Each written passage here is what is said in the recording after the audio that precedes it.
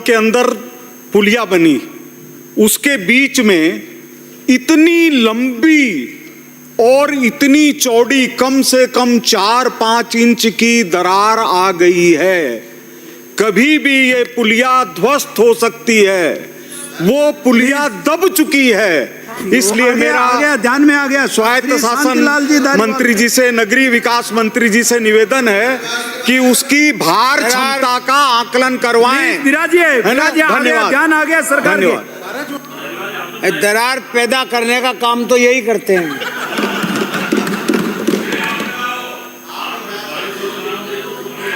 सभापति महोदय,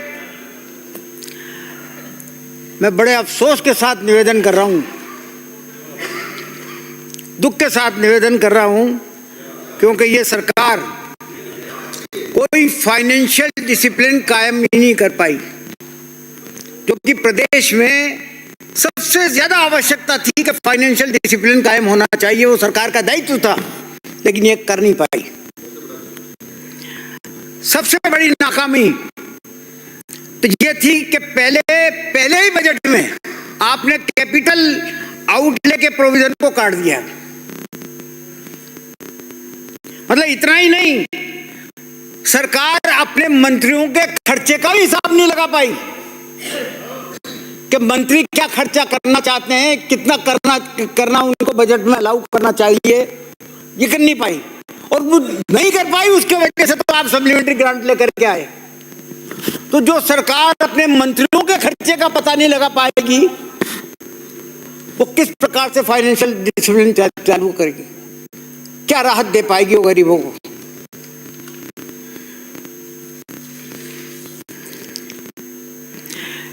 केंद्रीय करों में जो आपका हिस्सा है, उसमें आपका अनुमान था कि जीएसटी में जो अनुमान आपका था, मैं लंबी बात नहीं कहता हुआ हूं, जो अनुमान आपका था उसमें जीएसटी में आपको 1700 करोड़ रुपए कम हुआ है, कम मिला है। और कॉर्पोरेट टैक्स में 3500 करोड़ रुपया कम मिलेगा। यूनियन एक्साइज ड्यूटी में 50% पैसा कम मिलेगा। और सोशल सर्विसेज में तो आपके 2000 रुपये काट दिए। ये तो पहले इंजन की हालत है, दूसरा इंजन तो आपका फेल है। ये पहले इंजन की जो करतूतें हैं वो मैं बता रहा हूं आपको। इस बात को दर्शाता है, ये सब चीजें इस बात को दर्शाती है कि आप प्रदेश में प्रोडक्शन नहीं बढ़ रहा, लोगों के पास पैसा नहीं है, परचेजिंग कैपेसिटी नहीं है। परचेजिंग कैपेसिटी जो पहले थी उससे और कम हो गई। और कॉर्पोरेट का बिजनेस जो है वो भी कम हो गया। पिछले 10 साल में केंद्र सरकार ने जो इकोनॉमिक पॉलिसीज बनाई, वो सारी कॉर्पोरेट के हित में बनाई, गरीब के हित में नहीं बनाई, सारी कॉर्पोरेट के हित में बनाई। मतलब अमीर तो अमीर होता गया और गरीब गरीब होता गया, पूंजी सिमट गई सारी की सारी। ये देश और प्रदेश आर्थिक संकट से गुजर रहा है। इस बात को मैं गंभीरता से कह रहा हूं कि आर्थिक संकट से गुजर रहा है ये देश। अमेरिका की हालत देख लो आप, 40% की कमी हो गई है वहां पर साइड, और जो है वो मंदी चालू हो गई है। उसका असर यहां पर भी आएगा धीरे धीरे। रोक नहीं पाओगे जैसे मनमोहन सिंह ने रोक ली थी। केंद्र सरकार ने पिछले 10 साल में 4 लाख करोड़ रुपए के शेयर बांट दिए, रेलवे के बांट दिए, पब्लिक सेक्टर के जो है वो बांट बेच दिए। आज अगर उनकी कीमत देखा जाए तो 18 लाख करोड़ रुपए है, 18 लाख करोड़ रुपए के शेयर बांट दिए। तुम अपनी संपत्ति को बेच रहे हो। कारखाने बेच दिए, वो तो पहले की बात हो गई। ये तो अभी हुआ है, अभी हुआ है कि 4 लाख करोड़ से भी अधिक के शेयर रेलवे के, पब्लिक सेक्टर कंपनियों के जो बांटे गए, जिनकी मैंने बताया कि 18 लाख करोड़ रुपए की कीमत होती है आज की तारीख में। और ये कीमत मैंने नहीं बताई है, ये आपके बताया, ये सूचना कंपनी वाइज सरकार के website department of investment and public management, finance ministry पर उपलब्ध है। वहां से लिए मैंने फिगर।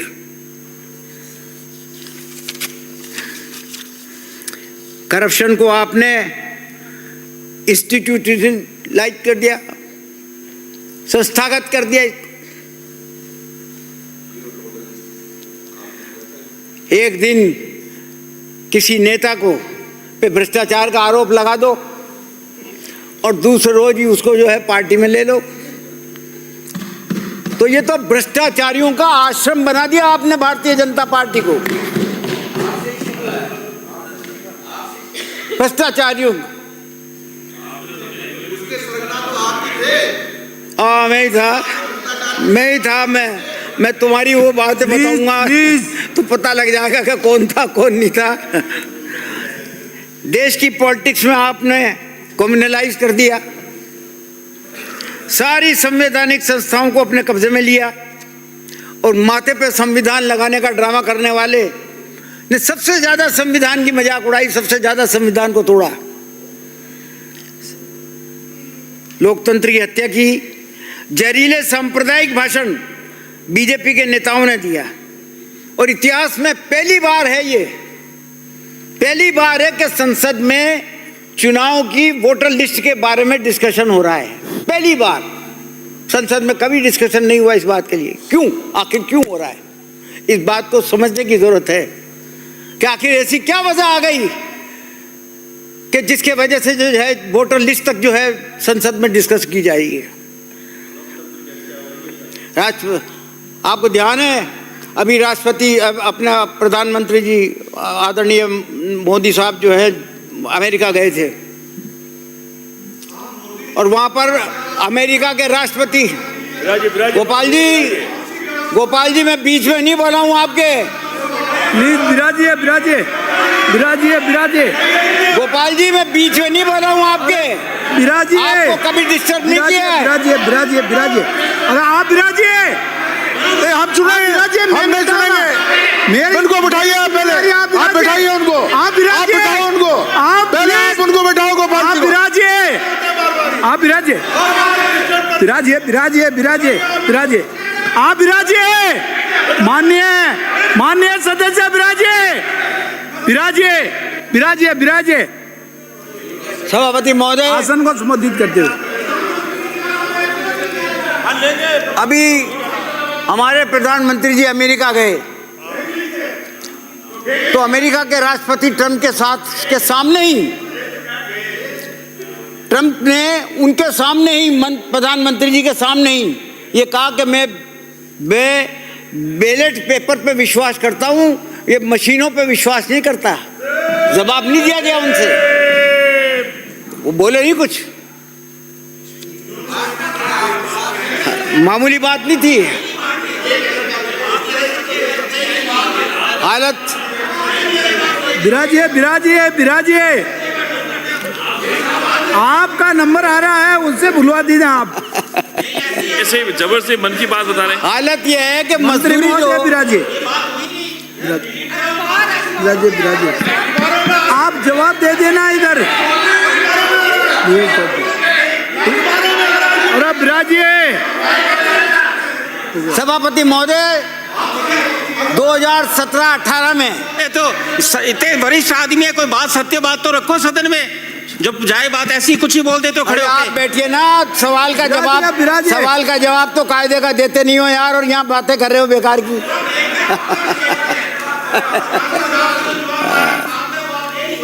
आप बिराज जाओ भाई, बिराजिए। 17-18 में जो मजदूरी मिला करती थी वो मिलती थी 9,454 रुपया, वो घट करके अब 23-24 में 8,591 रुपये रह गई। मजदूरी घट गई। मजदूर को मिलता क्या, मजदूरी तो मिलती है ना, वो भी घट गई। यानी कि 9.1% इनकम कम हो गई उसकी। और इसमें महिलाओं की हालत तो सबसे ज्यादा बदतर है।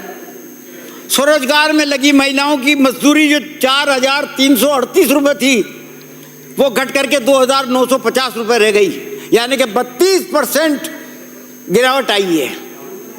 अब बताइए वो कैसे अपना घर पालेगी, कैसे बच्चों को पालेगी, कैसे उसका जीवन व्यतीत कर पाएगी। वो हालत ये है। पेट्रोल और डीजल की कीमतों की बात करो तो पेट्रोल और एक्साइज, तो 10 सालों में पेट्रोल पर एक्साइज ड्यूटी भारत सरकार ने 100% बढ़ा दी और डीजल पर 343% बढ़ा दी। ट्रांसपोर्ट महंगा नहीं होगा क्या? जब ट्रांसपोर्ट महंगा होगा तो किराया भी महंगा होगा, हर सामान महंगा होगा। फूड इन्फ्लेशन 9.10% की दर से बढ़ी है। मजदूरी और इनकम में कोई वृद्धि नहीं हुई। आदमी की भोजन की थाली कि पे महंगाई की वो मार पड़ी है कि खाने की चीजें भी जो है उसको नसीब नहीं हो पा रही पूरी। जितना वो पहले आज के 5-7 साल पहले तक खाता था उतना नहीं खा पा रहा, वो चीजें थाली से गायब हो गई। आप पांचवी अर्थव्यवस्था का ढोल पीटते हैं। आप चांद पर पहुंच जाओ ना, कौन मना कर रहा है? अगर महंगाई और बेरोजगारी आर्थिक तंगी से इस देश की जनता त्रस्त है तो लानत है आपकी इस डबल इंजन सरकार पर, लानत है। हवाई वादों के लिए मैं आपको लानत भेजता हूं। देश में 55% किसानों की बात कर रहा हूं सभापति महोदय, 55% किसानों में प्रत्येक किसान पर 1 लाख रुपया या उससे अधिक का कर्जा है। 2014 से 2023 के बीच में लाखों किसानों ने आत्महत्या की है देश में, लाखों। पूंजीपतियों के 1.5 और पूंजीपतियों के 16.5 लाख करोड़ रुपया जो है जनता को ये सरकार ने माफ किए, लेकिन किसी किसान का पैसा माफ नहीं किया। किसान का 1 पैसा माफ नहीं किया कर्जे का। किसान फंसता जा रहा है, केसीसी का एनपीए बढ़ता जा रहा है। मादक पदार्थों और ड्रग्स का कारोबार पूरे प्रदेश में धड़ल्ले से चल रहा है। मस्क के रॉकेट से भी तेज चल रहा है। पहले तो उड़ता हुआ पंजाब, बिराजो, पहले तो उड़ता हुआ पंजाब देखा होगा आपने, अब उड़ता हुआ राजस्थान भी देख लेना। गैंगस्टर आए दिन धमकियां देते रहते हैं। अब मैं 2 बातें आपसे निवेदन करना चाहूँगा और अपना भाषण खत्म कर दूंगा। दोनों में मैंने प्रश्न लगाए थे, मुझे प्रश्न का जवाब क्या दिया, आपके वार्षिक प्रतिवेदन क्या लिखता है और आपकी आर्थिक समीक्षा की किताब क्या लिखती है, वो बताना चाहता हूँ।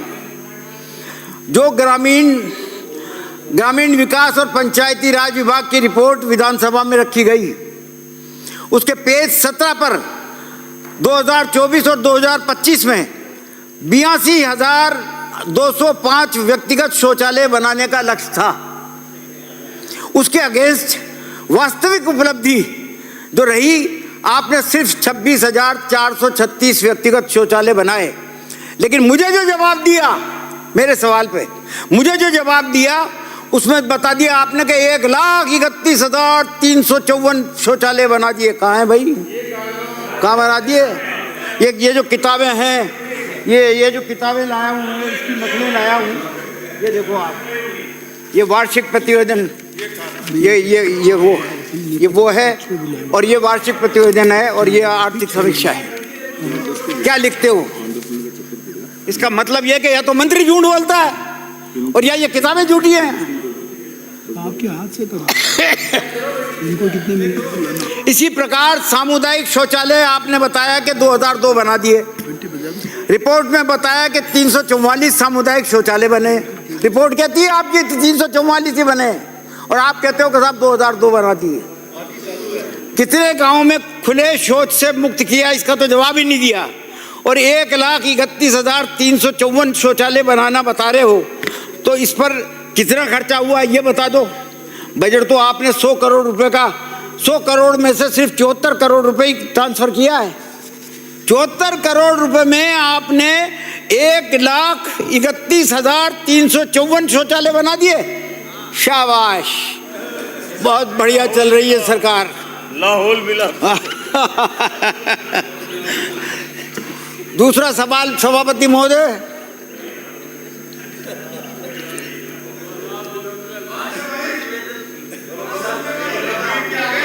सांप्रदायिक सद्भाव,